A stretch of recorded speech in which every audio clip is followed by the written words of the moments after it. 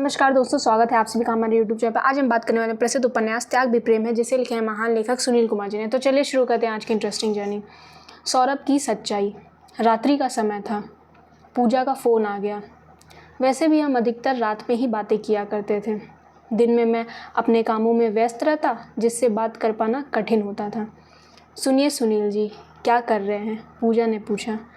कुछ नहीं, बस तुम्हारे फ़ोन का ही इंतज़ार कर रहा था, मैंने हल्के मुस्कान के साथ उत्तर दिया। अच्छा, आप हमारा इंतज़ार भी करते हैं? वो हंसते हुए बोली। हाँ, जब आप कर सकती हूँ तो मैं क्यों नहीं।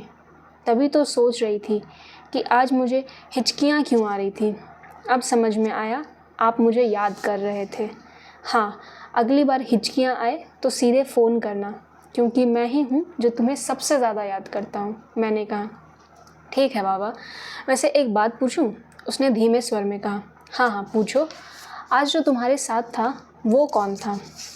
वो मेरा बचपन का दोस्त था, मैंने कहा। पर तुमने बताया क्यों नहीं कि अकेले नहीं आ रहे? कुछ नहीं, सब कुछ इतनी जल्दी हुआ कि बताना भूल गया पूजा। कोई बात नहीं सुनील, मैं उसे देखकर थोड़ा हिचक सी गई थी, इसलिए तो आज ठीक से बात भी नहीं कर पाई। पता नहीं कौन था वो। अरे इसलिए तुम चुप थी? मैंने पूछा। हाँ, और कर भी क्या सकती थी, पूजा ने कहा। कोई बात नहीं, वैसे भी हमारी बातें तो फ़ोन पर होती ही रहती है, मैंने कहा। हाँ, पर आमने सामने बात करने का अलग ही सुख होता है सुनील। वो भी होगा एक दिन, पूरा दिन तुम्हारे लिए निकालूंगा, फिर देखना कैसी बातें होती है, मैंने हंसते हुए कहा। अच्छा जी, अब मक्खन लगाना शुरू कर दिया आपने, उसने हंसते हुए कहा। नहीं नहीं, सच में कह रहा हूँ। देखते हैं कब समय निकालते हो हमारे लिए, पूजा ने कहा। वैसे एक बात पूछनी थी तुमसे पूजा। क्या? पूछो। तुम्हारी आईडी में सौरभ नाम का लड़का कौन है जिससे तुम बात कर रही हो? जान सकता हूँ वो कौन है? मैंने कहा। दरअसल आज सुबह ही पूजा ने मुझे अपनी सोशल मीडिया आईडी के पासवर्ड दिए थे। उसका कहना था कि उसे बार बार अजनबी लोग मैसेज करते हैं और वह किसी को ब्लॉक करना भी नहीं जानती। उसने मुझसे निवेदन किया था कि मैं उसकी प्राइवेसी सेटिंग ठीक कर दूं। तब मैंने उसकी आईडी में सौरभ को देखा था। वो तो मेरे ही गांव का लड़का है, कभी कभी मैसेज करता है तो मैं जवाब दे देती हूँ, पूजा ने हल्के स्वर से कहा। पर अब उससे बात मत करना, उसे ब्लॉक कर दो, मैंने कहा। क्यों?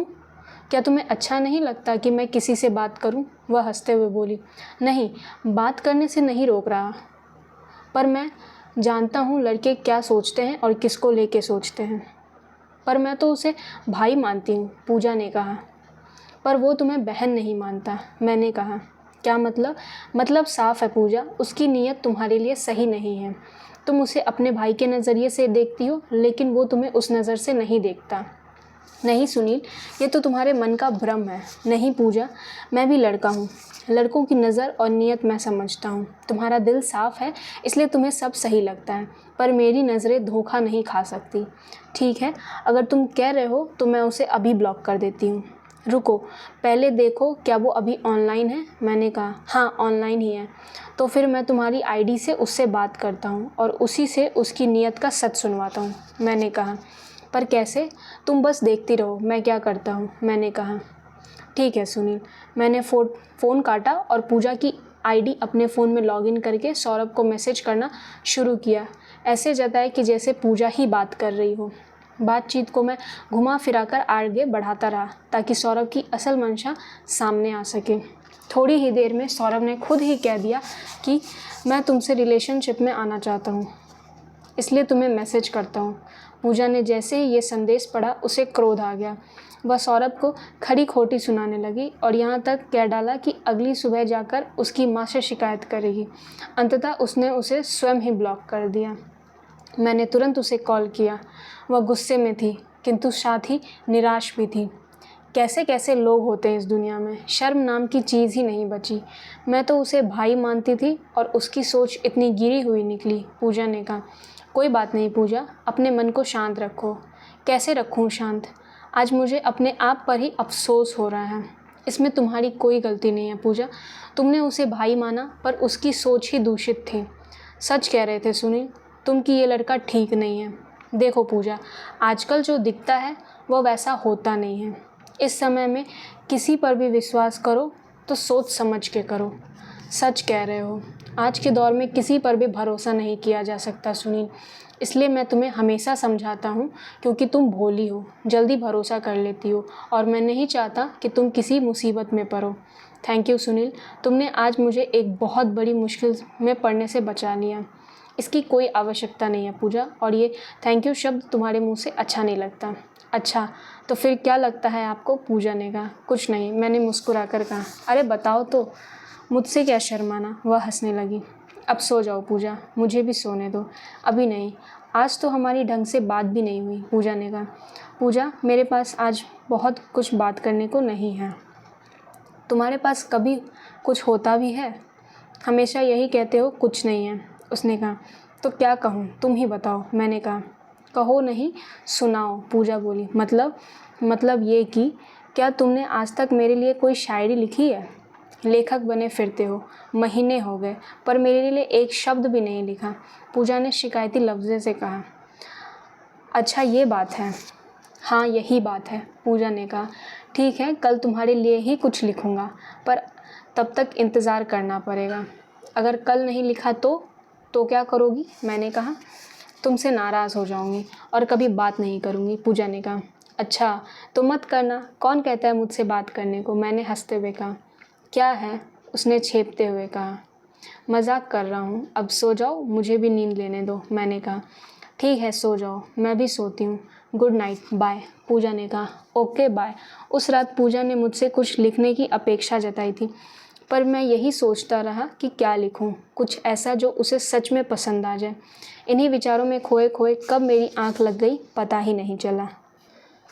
इश्क का इजहार भाग 2।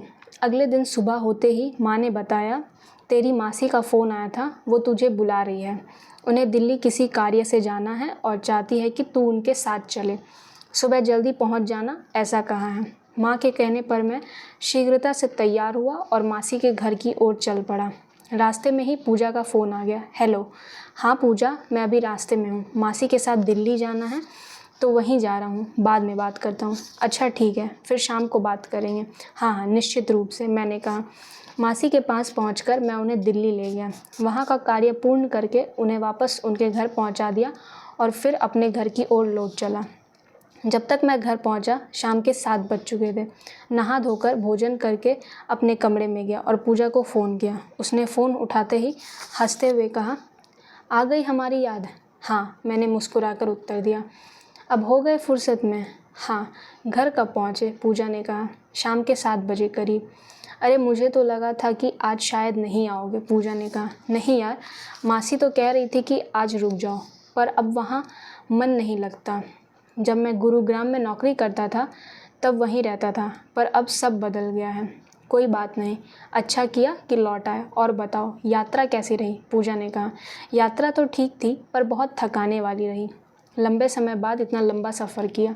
चलो अब आराम कर लो, उसने स्नेह भरे स्वर में कहा। वैसे तुमने दिन में एक बार भी कॉल नहीं किया, मैंने पूजा से पूछा। करने का मन तो था, पर सोचा कहीं आप व्यस्त ना हो। वैसे भी अगर आप फुर्सत में होते तो खुद ही कॉल कर लेते, पूजा ने कहा। हाँ, समय ही नहीं मिल पाया पूजा। और आज भी कुछ लिखने का समय नहीं मिला होगा ना? पूजा ने पूछा। ऐसी बात नहीं है, मैं रोज़ थोड़े ना कुछ लिखता हूँ, जब मन करता है तभी कुछ ना कुछ उतरता हूँ कागज़ पर। मैंने कहा। पर मेरे लिए तो तुमने कभी कुछ नहीं लिखा। उसने हल्की नाराज़गी से कहा। अरे यार थोड़ा सब्र रखो, तुम्हारे लिए शायरी या कविता नहीं, पुस्तक लिखूँगा एक दिन। वाह, मक्खन लगाने में तो कोई तुमसे आगे नहीं, पूजा हंसते हुए बोली। नहीं नहीं, सच कह रहा हूँ पूजा। अच्छा, तो फिर कोई शायरी ही तो सुनाओ अच्छी सी, पूजा ने कहा। हाँ, एक शायरी है सिर्फ तुम्हारे लिए।